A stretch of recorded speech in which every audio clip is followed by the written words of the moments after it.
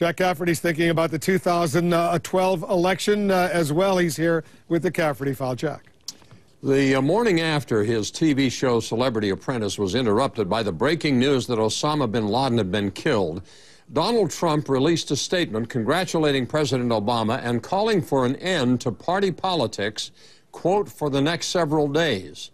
He has been uncharacteristically silent ever since, especially for a guy who spent weeks adding fuel to the birther controversy, badgering the president on a bunch of other issues, and tiptoeing around talk of his own possible presidential run in 2012. Chances are Trump has been quiet in part because he could still be smarting from the White House Correspondents' Dinner 2 Saturdays ago. President Obama and the evening's MC, Saturday Night Live's Seth Meyers, separately skewered Trump at that gala event with a series of jokes about everything from his lack of political experience to his hair. It was a world-class beatdown, and it was very funny.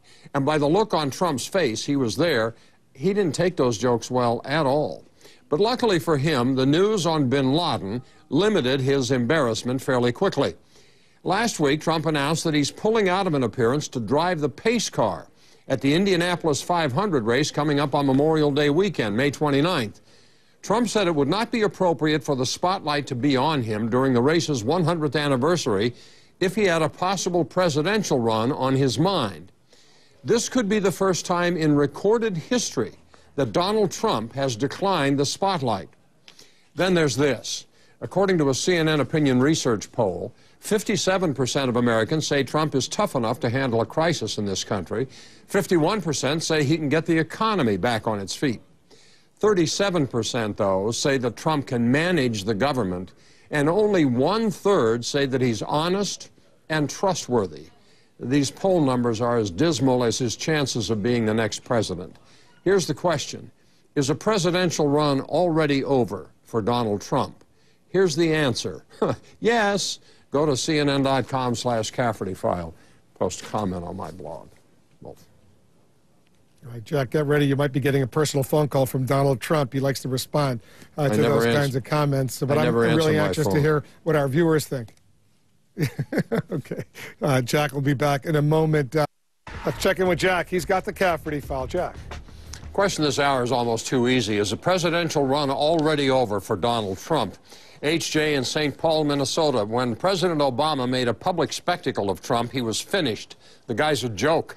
Once someone called him out, he was going to be done. I mean, he took credit for insulting the president into showing a non-necessary piece of identification. What a chump. Tom in Texas writes, it was over before he started, and everybody knew it but him.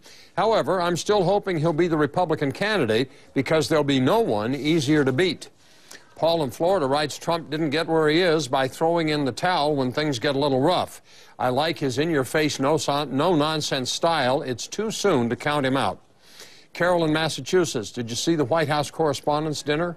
Trump left despondent, but the look on his wife's face said it all. It was over that night, and that was before Obama got Osama.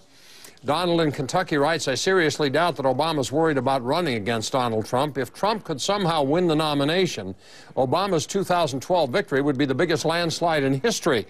On the other hand, Trump could just do enough damage to any other prospective Republican candidate that the end result would be the same. Personally, I think Trump is an Obama supporter in disguise and will disrupt the GOP efforts in 2012, thus becoming President Obama's trump card. That's awful. Steve in New York, obviously the press has already destroyed him. Left-wingers have spoken. Even though Trump is right in everything he says, the press doesn't like the way he says it. There you go. That's how we elect presidents in this country. And Josh in New York writes, Trump for president? Forget about it. I was hoping he'd last longer just because I like a good laugh. The idea of his candidacy was preposterous from the start. He makes Sarah Palin look like the thinking voters candidate. Donald Trump's enduring contribution to society is the fact that he is the living embodiment of the notion that money doesn't buy class. If you want to read more on the subject, got a lot of email, go to the blog, cnn.com/Cafferty File. Wolf. I knew you'd get a lot of email. As soon as you mentioned his name or Sarah Palin's name, you're going to get a lot of email, Jack. Thanks very much. See you back here tomorrow.